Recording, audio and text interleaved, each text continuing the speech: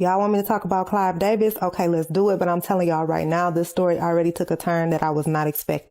So Clive Davis is over Arista, which is over Diddy's Bad Boy records. Now, rumor has it, allegedly, Diddy got on his knees for Clive Davis in 1994, and that's how Bad Boy Records came. And I did find that I could be attracted to a man while I still am very attracted to a woman. Boss too, and his boss name is Clive Davis. Clive run him.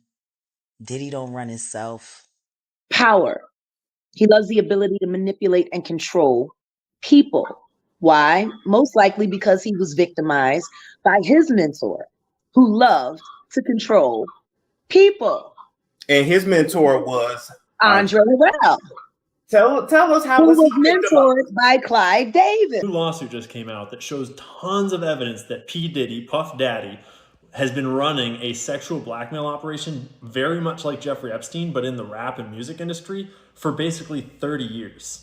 And in that lawsuit, we learned that his head of security while he's running the sexual blackmail ring is this guy named Fahim Muhammad, who before working for Diddy was the head of security for Michael Jackson when he was only 21.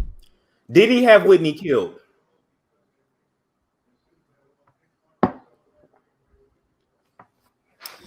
Where my bill? You already seen my nails. Where my This is what I'm gonna say about that whole situation, because for me, so many people don't want to say anything because it's Clive. Personally, me, I really don't give a fuck. They said I was blackballed. I can't be no more blackballed than I am. Clive Davis knows exactly who I am. I know exactly who he is. The last time I went to a party at his house, my ex-husband was with me and the nigga hit on my husband in front of me, yo. Like he walks around here. On my husband, on my ex-husband. Okay. Which was, it's his type. Everybody know Clive wants to be a black woman. What? That's why he always surrounds himself with black women. Look at his roster of major stars. Aretha Franklin, Cissy Houston, Whitney Houston, Angie Stone. Wow. And everybody forgets about Angie Stone. True. We kind of do. That's true. Everybody forget that before Alicia Keys, Angie Stone was holding it down, gold record after gold record after gold record after gold record. And then the next thing you know, Alicia Keys comes. So so I do know, because I heard about it like in his biography or whatever. Clive Davis did say that he's bisexual, but you telling me like no, he's like a queen. In my opinion, he's a queen. He's a queen. Okay. Yeah. And there's nothing wrong with that. Most queens want to be black women. So he's like a yes type, like yeah. On the low. Wow. But I'm not gonna bite my words. The nigga hit on my husband right in my face. I was like, you out of your fucking mind. So I didn't get a whole lot of invitations back to none of them come suckle at the Tea to Power Grammy parties the night before the Grammys. Yeah. What I will say about Clive is that he is very, very, very obsessed with maintaining the brands that he creates. And he will go to extreme lengths to protect those brands. These women that he works with, they become dolls in his mind. They're living dolls. He runs every second of their lives. The only person he never really did that with was Aretha Franklin, but that was a different time. Right. He needed Aretha Franklin to become Clive Davis. So he was a little bit more humble back then. Well, I mean, you ain't got no choice. You ain't got no choice. Everybody comes into the game having to make their bones. He made his bones with Aretha. And what a person to make your bones with. True. Aretha hit. Now everyone's looking to him. Clive knows the singers. Clive knows this. It wasn't Clive that knew the singers. It was Aretha that knew the singers, who introduced the singers to Clive. But they don't talk about that either. So you got to realize by the time Clive took over managing Whitney, I mean, he had been a part of her life, damn near all her life. He had his postal in that bloodline, yo. Heavy. Now let's talk about Diddy's rise to the top. This man went from an intern to running the show faster than you can say, bad boy for life.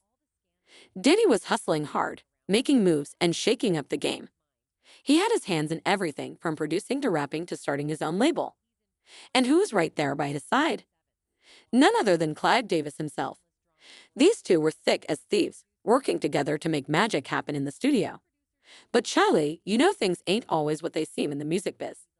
While Diddy was out there shining like a diamond, there was some serious drama going down behind the scenes. The streets have been talking for years about the secrets and scandals, but nobody wanted to spill the tea until now. Clive and Diddy may have looked like the perfect power couple, but trust and believe there were some major clashes happening when the cameras weren't rolling. You don't get to the top without stepping on a few toes, and Diddy's rise was no exception. He was making big moves and even bigger enemies. But what really went down between these two titans of the industry? What could Clive possibly say that would have Diddy sweating like a sinner in church? The tension is building, and the tea is about to be spilled, so hold on to your wigs, because the story is about to get even juicier. Clive Davis is finally ready to break his silence, and honey, the streets are saying he's got receipts. You won't believe the bombshells he's about to drop about his time working with Diddy. This is the kind of tea that could change the game forever.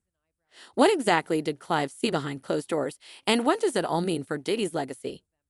Stay tuned because the truth is about to be revealed, and it's going to be a wild ride. 5-part perfect harmony and pitch. They could fill a whole church without microphones.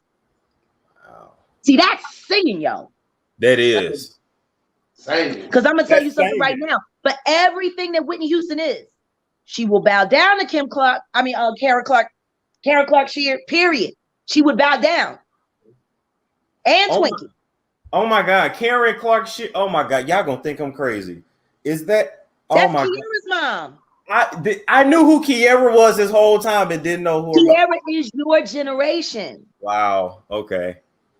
But Kiera's grandma is Dr. Maddie Moss. Yeah. Man, she was the gospel gangster. Because that's how they portrayed her. She was like, no. She was about her money, about her business. Listen to me. My husband told me, he was like, they didn't do it right in the movie. He was like, she would literally take her shoe off and throw it at you if you was off on a note. Damn. Oh, your mom and dad told you that? Yeah. Because they remember, because they sang in the choir. Yeah, in the state choir. And so it's like, you got to look at who Sissy Houston is. When it comes to that, like there's nobody that's been able to go between the gospel world and the secular world, not just as a vocalist, not just as a choir director, not just as a musical director, not just you feel what I'm saying? Yeah. Like Sissy a beast. So if you that kind of beast, why wouldn't you defer to what your mom say? Because you're gonna feel like my mom knows what she's talking about. She's a legend. Period. Yeah. And this is all before. Now, if you go back and look at the movie and listen to the story, she was getting hooked on cocaine at about that same time. Life was a whirlwind. And before she knew it, she was the biggest thing ever. I don't even think she knew she was going to be that big, but Clive knew. He had been planning it for quite some time. That Merv Griffin show, total setup. Okay. Total setup. For Merv, when she did the Merv Griffin, and then she did, I think it was Johnny Carson, who was white America. Yes. Yes. If you were black on that show, oh, nigga, you Michael Jackson. Yeah. He was that one. He had late night on lock. That's a true legend. Yeah, he was David Letterman before David Letterman. Yes.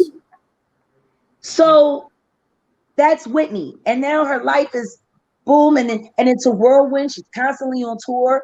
She barely has a chance to figure out what her personal life looks like, what she wants for herself, what's important to her. But then she has all of these demands. Money, money, money, money, money.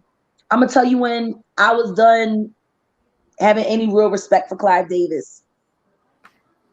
When he made her end her marriage and separated at home. And Bobby Chris even though they were dysfunctional on so many different levels, they were still a family. He separated that family for optics. And guess what?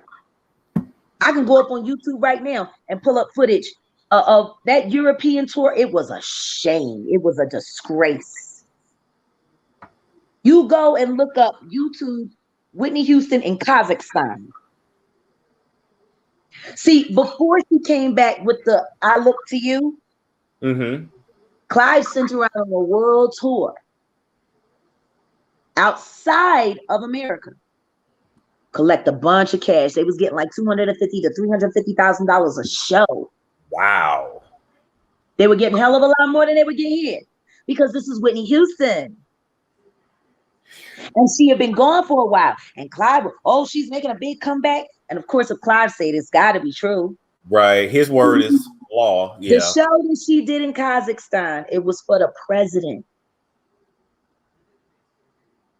For the she was there to do the birthday performance for the president. She only had to do 4 or 5 songs. A half an hour, $250,000. Wow. For a half an hour.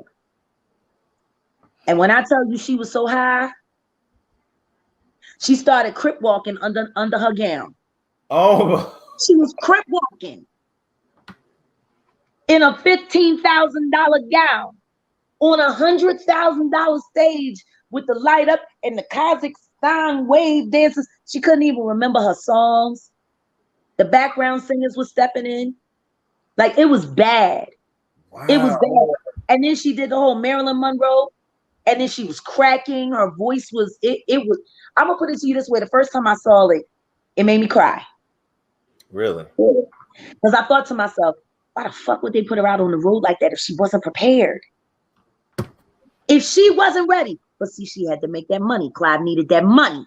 Yeah. Just in case she crashed and burned before they could do a U.S. tour. And she embarrassed him here and he couldn't get no bread.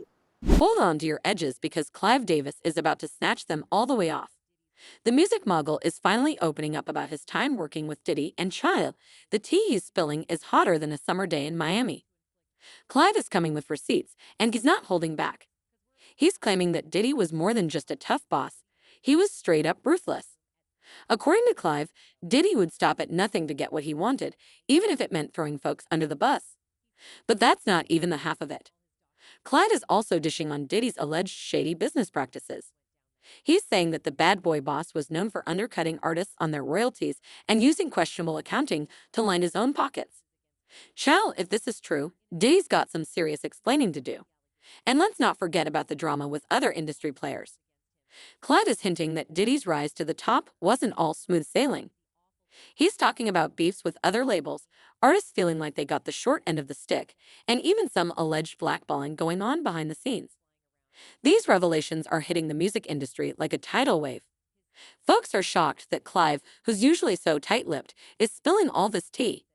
And you know it's serious when a legend like Clive speaks out. I'm hoping that all of this is going to tie up really nice because there's something that I haven't said to anyone. Diddy isn't actually my real target. He's a means to an end. I know who the real target is. Who? Clive Davis. Bingo. The demon over everybody. The true Baphomet. Yeah, allegedly. Yeah. I'm going to tell you something right now. If you want something to end, you got to cut it off at the head. See, certain animals and certain beasts can actually regenerate their own limbs. If you cut off a segment of a snake, he can make himself a new tail. Yeah. But if you want the snake to die, what do you have to do? You have to cut off the head. You have to. There is no other head in the music industry than Clive Davis. Everyone that is mentored under him have become victimizers, liars, thieves, and probably worse things than that under his tutelage. He has to end. If we want women to be safe in this business, if we want fair business practices, if we want people to actually be acknowledged for what they achieve rather than what other people's give to them unearned, we got to cut off the head. I agree. It's time for Clive Davis to retire permanently. He ain't gonna go willingly though, Jack. I don't give no fuck. He ain't going willingly. He'll go. Because there's something that I know. Oh shit. And it goes back decades, long before I was born, but it was given to me by a very credible source. It's a mistake that he made many years ago when he was still actively managing Aretha Franklin. Oh. You know what you done, Clive. Confess your sins and retire for good. And take all your little bitch-ass minion puppets with you. Because though you might not be out front, you're running them. Woo. They're doing your bidding. You're the problem, Clive Davis. You are the issue.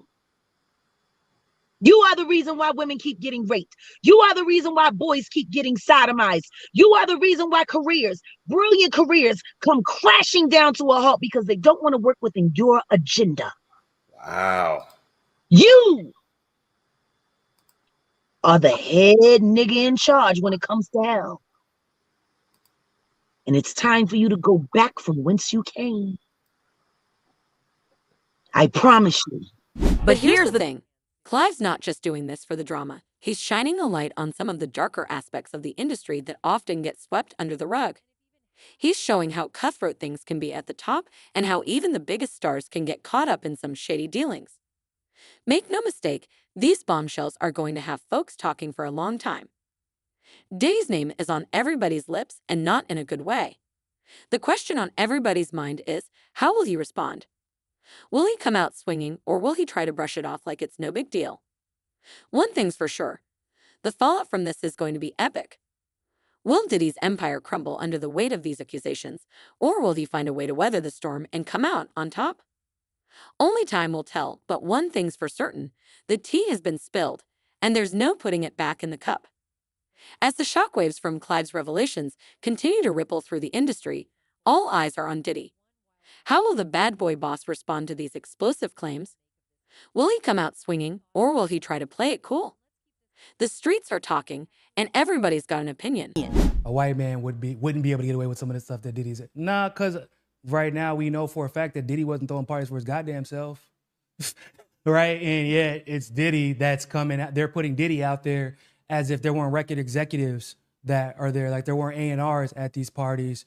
And not for nothing, but we know that for those of you who don't know, most of the record executives and A&Rs are also coincidentally Zionists, which is super coincidental. Oh yeah. You know what I'm saying? Like, yeah, like, nah, they would have been able to get away with some stuff. Yeah. It's like, if they weren't able to get away with it, then why is it only Diddy's house being raided?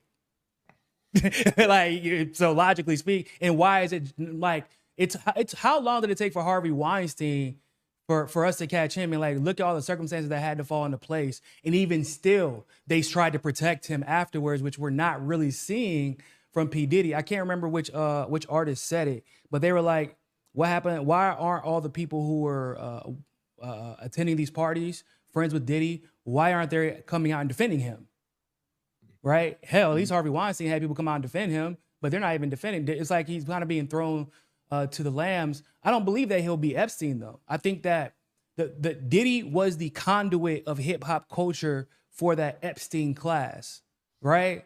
In the same way that it seems to me that the same way that they use Epstein to blackmail all those politicians, the same way that they use Diddy to blackmail hip hop artists, A&Rs, record executives, and even some politicians, like in the video I just sent in the private chat. Like in some politics, like I said, some politicians were even blackmailed. And we know that when it comes to controlling the masses, pop culture is just as important as politics. And you can make an argument even hip hop culture specifically is even more important than pop culture when it comes to controlling the masses. Hip hop culture has always had this tendency to push the Overton window one way or the other, and Diddy has kind of set the standard of what behavior is and is not acceptable when it comes to how we treat those artists, right? What they do and what they don't have to do in order to be accepted. Like, bro, y'all see what happened with I don't know if y'all seen that video of him and Justin Bieber. Yeah, man, like I adopted Justin Bieber, and you know we gonna do all this fun stuff with him and Justin Bieber's best friend. Like it's a 15-year-old's dream. We can't really say on camera. What the fuck? What are you doing with 15-year-old that you can't say on camera? Right? He adopted he adopted Usher too. Usher, So, like, Usher went and lived with him. Howard Stern interview. You're absolutely right, Nico. Usher at the age of 14 lived with P. Diddy for a year. I mean, that's some creepy ass shit. And specifically with the goal of telling him, like, showing him what the life was gonna be like. When Yeah. he became, why would a 14-year-old need to see that, bro? Yeah. Well, here's the thing I would argue too, as well, Nico. Too, it's just that they're all a protected class. I didn't mean, you're absolutely right, because we're going to talk about David Geffen. We're going to talk about Clive Davis. These two particular people, they almost mirror what Puff Daddy is doing, and these are a protected class. And you said something that's so important right here. You talk about bread and circuses, right? You give them bread and circuses and they'll never revolt. This is modern day bread and circuses, the entertainment industry, the sports industry, and it is much more powerful than politics alone. I mean, we're sitting here messing with the low-hanging fruit. It's such a small amount of people that are even involved in politics in the United States, but everybody's involved in entertainment. Everybody's got Netflix. Everybody's watching their stuff. So there's more control. I mean, look at the Swifties, right? She fills a whole stadium full of people, and she's telling people go vote Democrat, vote Biden, and people don't know what's going on, so they're going to listen to her. So and politicians low-key want to be celebrities, which is why they ingratiate themselves with people like P. Diddy, because they want to run in those circles, because a lot of them, like you always say, Pasta, most politicians are just failed actors. Yeah. Right? So a lot of them want to be in those circles, so they're willing to do whatever they have to get in them. And P. Diddy seems to be one of those guys, man. He was right there. Whenever Obama got shot up to fame, P. Diddy was right there. Cal, the reactions to Clive's bombshell revelations about Diddy are coming in hotter than a fresh batch of tea. The streets are buzzing, and everybody's got something to say. Industry insiders are shook, fans are divided, and the general public is eating up every juicy detail like it's their last meal. Some folks are standing by Diddy, saying that this is just another case of haters trying to bring down a successful black man. They're pointing fingers at Clive, asking why he's coming out with all this now and what he stands to gain from it all. But others are giving Clive his props for finally speaking his truth and exposing some of the shadiness that goes down behind closed doors. Meanwhile, Diddy's team is working overtime to put out fires and do damage control. They're trying to spin it like this is all old news and that Clive's just bitter because he got left behind while Diddy kept rising. But the receipts don't lie, and some of these accusations are looking pretty damning. The question on everybody's mind is, what does this mean for Diddy's empire? Will this be the scandal that finally brings him down, or will he find a way to wriggle his way out of it like he always does? Some folks are already predicting lawsuits, lost deals, and a whole lot of burned bridges. Diddy's always been a master at reinventing himself, but this might be his biggest challenge yet. In the morning, the next day to go to London. Clive Davis, the head of the record labels, you know what I'm saying? Big time music mogul, had it set up. So it made me think, I never, ever, ever questioned at all. And when we talk about another thing I never questioned, that Puff Daddy had something to do with Biggie Small's death. Maybe not, but he put him out there like a lamb to get slaughtered. He really did. He put him in the worst position possible, and that was all P. Diddy. And the next day, guys, P. Diddy flies to San Diego. Just fly, like, people are like, what the hell is going on? He just dies and you're flying to San Diego for something that's going on? And it's kind of crazy because we're going to play this next video now. You want to talk about Clive Davis, the man who made P. Diddy, right? Who signed him to this executive, who created Bad Boy for him. That's Clive Davis. And P. Diddy had to go over some other guy. His name was Andre. I think it was Andre Harrell, who had, pretty much Andre was Clive Davis's little boy toy growing up. And then all of a sudden, P. Diddy was Harrell's little boy toy. This is all in the movie. It's like you can see this pattern happening all the time, the way they do things. Well, P. Diddy went around Andre to get the label with Clive Davis, and there's been accusations. Watch this video real quickly, guys. Look at who Clive Davis is. Look at the behavior. Clive Davis has always been people have pointed the finger at accusations when it comes to Whitney Houston. Stuff Hey, out there Pasta, they don't know. you can't, at that point in time, because of where Bad Boy was at, I can have a Bad Boy without Diddy if I got Biggie. Yeah, I can't at that point I can have a Bad Boy without Diddy if I got Biggie. But if Biggie's gone, the only person with the network and the connections and the talent scouts and all that in the culture is Diddy. He's the only one left because you just killed off the cash cow. So it's almost like he put Clive Davis in a position where now you got to give me everything I want and give me all the power because the cash cow is gone. So yeah. And a lot of people say that, well, you know, P. Diddy was Clive's little boy toy, but, you know, Clive and the music, he can find another boy toy. You don't need to just stick with Diddy. Take a look at this really quickly. See who Clive Davis is, the accusations when it comes to Whitney Houston, the craziness behind that. See how powerful these music moguls are. Diddy is truly a monster and represents everything that's wrong with the music industry. What most people don't know is that Diddy... So extracurricular activities, man. Yeah, and the next article, you can put it up right away. Our boy Suge Knight, right? He confirms it. He says that he walked into a meeting and that it was confirmed by Jimmy Iovine, another music mogul. Put it on up. Jimmy Iovine or Jimmy Iovine? Jimmy Iovine. Jimmy Iovine. Jimmy Iovine, not Iovine. Yeah, okay. Another music, yeah. Like Suge Knight says he claims, and listen, this was said the other day. This is like fresh, right? So Suge Knight isn't doing a 28-year sentence in jail. He has a podcast. It's called Collect Calls with Suge Knight.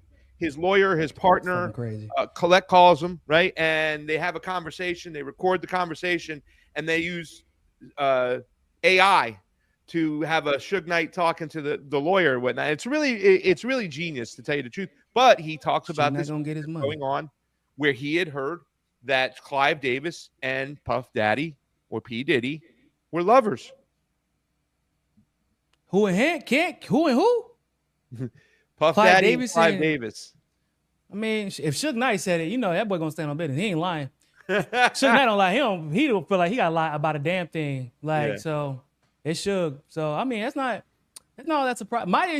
My thing about Diddy isn't really the focus on him being gay, because it was kind of a already understood thing within the hip hop world that Diddy be getting Diddy. Like that was already a kind of it's my line is on, oh yeah, you're forcing other people, like you're forcing other women to participate in sexual acts, like, and threatening them if they don't. Yeah. You're enlisting these young boys to live with you in your home and literally trying to show them what you're doing, right? And then there's the fact that so many of these people were like these artists, these hip hop artists, pop artists, record execs, and even politicians apparently were aware of what's going on and just said, yeah, we're going to pretend like that's not happening. Well, they were probably participating in it. They were probably getting what they wanted to as well. It's a crazy beast that they created. If you look into the stories of David Geffen, Jamie Deluxe, guys, if you put in David Geffen and go to Rockfin, Jamie Deluxe has done a video about David Geffen several times. It was taken down from YouTube. It was taken down from all the other Facebook platforms, but it's up on Rockfin right now. Jamie Deluxe, he's got a little small thing there. You can see the accusations. The behavior is almost identical to what P. Diddy did. You know what I'm saying? Yeah. These guys participate in this thing. They think they're untouchable. And let's not forget about the artists who were allegedly done dirty by Diddy and his shady business practices. Will they come out of the woodwork with their own stories now that Clive has opened the floodgates? The tea could get even hotter if more folks start spilling what they know. At the end of the day, this scandal is bigger than just Diddy and Clive.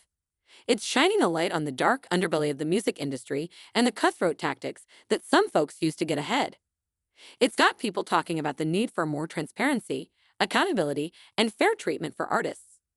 But for now, all eyes are on Diddy and how he's going to weather this storm. Will he come out swinging with a clap back for the ages, or will he lay low and let the chips fall where they may? One thing's for sure. This is far from over, and the fallout is just beginning. So grab your popcorn and settle in, because this drama is about to get even juicier. It's like that's even higher. That's high still. But even lower than that, there are a bunch of artists, like regular artists is obviously relative, but regular artists who don't have the protection of a record executive. Like that's my thing, is like, how many of them were either involved in what happened with Diddy, or they were victims of it and haven't said anything about it. Like in the same way that they were victims of Harvey Weinstein, that some of them, a lot of them never came out. There are even rumors that Harvey Weinstein, he might have been partial towards women, but he wasn't limited to women, right? So like, that's my thing is like, yo, are they doing that thing where they just throw out Diddy and then pretend like nobody else was involved? That's my issue. Like what they did with Epstein or Ghislaine. Oh yeah, she's guilty of everything. Okay, but she didn't traffic anybody to anybody. So she's guilty of trafficking, but to nobody. She didn't traffic to no, anybody. I know. I get it. I get it. Fam, you got anything to say about this? You're kind of hanging out in the rafters, just soaking it on in. Yeah, I mean, a lot of it is hearsay. A lot of it is, you know, in terms of the background, in terms of what is known as the accusations, right? So I just reserve what I can say because a lot of it is, family deals in facts. Feeling deals in facts, not feelings. We don't know. Unlike Ben Shapiro, who loves to deal in feelings and not facts, apparently. So Puff Daddy, after getting P. Diddy, Sean Combs, whatever you want to call him, after getting not arrested, but his house is, searched and whatnot. And obviously this crazy court case now, this settlement to Cassie, $30 million less than 24 hours later. Some people are trying to say that his businesses made the decision. I'm like, no. He was at the top of the chain and he made those decisions. And I'm trying to look for some of the court, the filings in court because they keep removing them from online. I can't find them anymore. That's why I brought that article because I have them all together. They're probably gonna let him go. That's probably why. I don't know. Girl, this drama with Diddy and Clive Davis is far from over. We've seen the shocking revelations, heard the streets talking, and watched the fallout begin. But what comes next in this juicy saga? Will Diddy clap back and try to clear his name, or will more dirt get dug up on his alleged shady dealings? Could we see artists coming forward with their own horror stories about working with the bad boy boss? The tea is still piping hot, and there's bound to be more spillage on the horizon. You'll know this scandal has opened up a whole can of worms about the dark side of the music industry. Folks are demanding answers and calling for change, but will anything actually happen, or will it be business as usual once the dust settles? Only time will tell, but one thing's for sure. The world is watching and waiting to see how this all plays out. Why did you let the party go on? Of course, this is a personal thing. But the Grammys were the next night. You don't cancel. You turn an evening into a tribute. You did a magnificent evening. Into... Did you give a thought to canceling? Never. You never thought? Never. Did you ever think? And the family did not want me to give a thought. No. You were, I think, going to go to the Clive Davis party. Yes. It was a surreal event where Whitney's body was still in the hotel, and there was this sort of party where apparently half the room were in tears, the other half were kind of partying. What did you feel about that? I thought that was complete insanity. And knowing Whitney, I don't believe that she would have said, the show must go on. She was the kind of woman that was stop everything. I'm not going to be there. I don't know what could motivate a person to have a party in a building where the person whose life he had influenced so enormously and whose life had been affected by her. So they were like, I don't understand how that party I had a true tribute, might have been a truer, a more honest tribute in my opinion, would have been maybe call everybody together, let's say a prayer, and let's eat dinner and go home. I couldn't get dressed. I was supposed to go to the party. I just got off a plane from Miami at about 5:30. As soon as I hit the tarmac, I found out, I heard, and I couldn't put on makeup. I couldn't get dressed. I couldn't do anything. I was paralyzed. I couldn't. Hating on him for getting money. Me either. I'm just hating on the way he got it. And I'm hating on the overall effect of what it's done to not only the artist on his label, the artist that got shelved, the artist that got dropped. Not only that, but what he did to culture. Because he made culture like an Andy Warhol painting. And don't get me wrong, Andy Warhol, great artist. Right. But let's keep it a bean. Andy Warhol was pop culture. That's what if I were to put a label on Puff, I would say that he's the Andy Warhol of hip hop. The Andy Warhol. Okay. Okay. I hear you. I hear you. And he got smart and he listened to all of his advisors, mostly Clive Davis, and he won. Like, he was determined to win. Like, nobody knew how determined he was to win. Like, that whole thing with Father MC, he covered that thing up real fast. What happened with him and Father MC? There was a party down at Howard, you know, one of the infamous parties, and they had gotten too big and he didn't have proper security, he didn't have proper permits, and there was a stampede, and Father MC's woman got trampled to death. Oh, wow. Wow. And now, how does one go about covering up something like that? Well, I mean, apparently you pay people. From what I've been told, he's been paying what is it? What's the not the World Star, the other one? The Shade Room. He's been paying the Shade Room not to post my post. That's what I was told. Someone hit me up in the DM and was like, stop tagging. So they got on my feed and was like, stop tagging the Shade Room. He's paying them not to post it. Yeah, I can believe that. It's a couple other artists that pay them too not to. Yep. And I'm not hating. I'm not hating. If they paying you that money, they paying you that money. But just understand, the second that you jump into somebody's pocket, you stay in a pocket. Forever. Period.